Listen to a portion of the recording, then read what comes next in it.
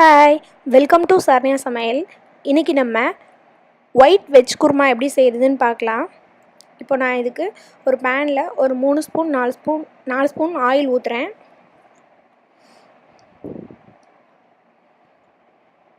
இப்போ அதில் பார்த்திங்கன்னா நான் பட்டை, கிராம்பு, ஏலக்காய் 2 போடுறேன்.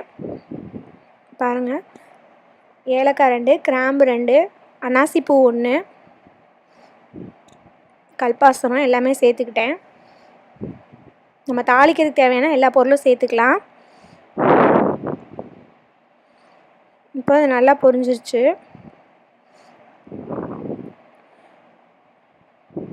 இப்போ பார்த்தீங்கன்னா நான் பெரிய வெங்காயம், ஒரு வெங்காயம் நான் இந்த மாதிரி ஸ்லைஸாக கட் பண்ணி எடுத்து வச்சுருக்கேன். நல்லா லேஸாக கட் பண்ணி எடுத்துக்கோங்க. இதை நல்லா வதங்கிடலாம். இப்போ வதங்கிறதுக்கு தேவையான அளவு உப்பு சேர்த்துக்கலாம். நம்ம இது பார்த்திங்கன்னா பூரி, சப்பாத்தி எல்லாத்துக்குமே ரொம்ப டேஸ்ட்டாக இருக்கும். இப்போ நம்ம இஞ்சி பூண்டு பேஸ்ட் 1 ஸ்பூனு, ஒரு தக்காளி சேர்த்துருக்கோம். எல்லாம் சேர்த்து நல்லா வதக்கிக்கலாம்.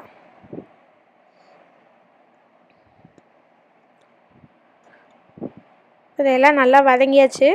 இப்போ நான் 1 ஸ்பூன் பார்த்திங்கன்னா மிளகாத்தூள் சேர்க்குறேன். ஒரு 1/2 டீஸ்பூன் கரம் மசாலா சேர்த்துருக்கேன். நம்ம மஞ்சத்தூள் போட வேண்டாம், ஏன்னா இது ஒயிட் குருமான்றனால நம்ம மஞ்சத்தூள் சேர்க்க வேண்டாம். இதெல்லாம் சேர்ந்து நல்லா வதங்கட்டும். சிம்லேயே வச்சு வதக்குங்க, இல்லைன்னா கரிஞ்சிரும். இப்போ பார்த்திங்கன்னா நான் ஒரு காலிஃப்ளவரு, கேரட்டு, உருளைக்கிழங்கு, பட்டாணி எல்லாமே கொஞ்சம் கொஞ்சம் எடுத்து வச்சுருக்கேன். இது எல்லா காயும் சேர்த்துக்கலாம். நீங்கள் வேணால் அதில் சௌ எல்லா காயுமே சேர்த்துக்கலாம் உங்களுக்கு தேவையான அளவு. இப்போ பாருங்கள், தேங்காய் இந்த அளவுக்கு எடுத்திருக்கேன். நீங்கள் எவ்வளோ குருமா வைக்கிறீங்களோ அதுக்கேற்ற மாதிரி தேங்காய் வைங்க. நான் இப்போ 2 பேர்த்துக்கு அளவாக வைக்கிறேன், அதுக்கேற்ற மாதிரி தேங்காய் சேர்த்துருக்கேன். தேங்காய் இந்த அளவு, 1 ஸ்பூன் ஜீரகம், 1 ஸ்பூன் சோம்பு சேர்த்துருக்கேன். இப்போ இதில் ஒரு பச்சை மிளகாய் சேர்த்துக்கலாம். நம்ம கொஞ்சமாக டேஸ்ட்டுக்காக நம்ம பொட்டுக்கடலை சேர்த்துக்கலாம். இது நீங்கள் குருமா அதிகமாக வைக்கும்போது இது எல்லா இன்க்ரீடியன்ஸுமே நீங்கள் அதிகமாக சேர்த்துக்கலாம். இப்போ இதை நல்லா நம்ம பேஸ்ட்டாக அரைச்சி எடுத்துக்கலாம். இப்போ நான் புதினா இலை 1 கை சேர்க்குறேன். புதினா சேர்த்தா நல்லா குருமாவுக்கு வாசமாக இருக்கும். இது நம்ம கடையில் சாப்பிட்ற குருமா மாதிரியே இருக்கும், ஒயிட் குருமா. சில கடையில் பார்த்திங்கன்னா புரோட்டாக்கே இந்த மாதிரி குருமா தருவாங்க, ரொம்ப நல்லாயிருக்கும். இப்போ நம்ம அரைச்சி வச்சுருக்க பேஸ்ட் இதில் சேர்த்துக்கலாம். உங்களுக்கு பொரிகடலை பிடிக்கல அப்படின்னா முந்திரி பருப்பு கூட சேர்த்துக்கலாம், அதுவுமே நல்லாயிருக்கும் டேஸ்ட்டு.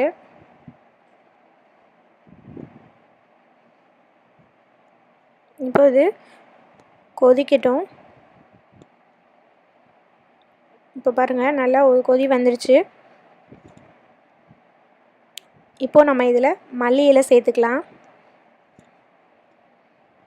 மல்லி இலை சேர்த்துட்டு நம்ம கடைசியாக ஒரு 1/2 லெமன் புழிஞ்சு விட்டுறலாம். அதில் லெமன் சேர்த்துட்டோம் அப்படின்னா டேஸ்ட்டு ரொம்ப சூப்பராக இருக்கும் கடைசியாக சேர்க்குறது.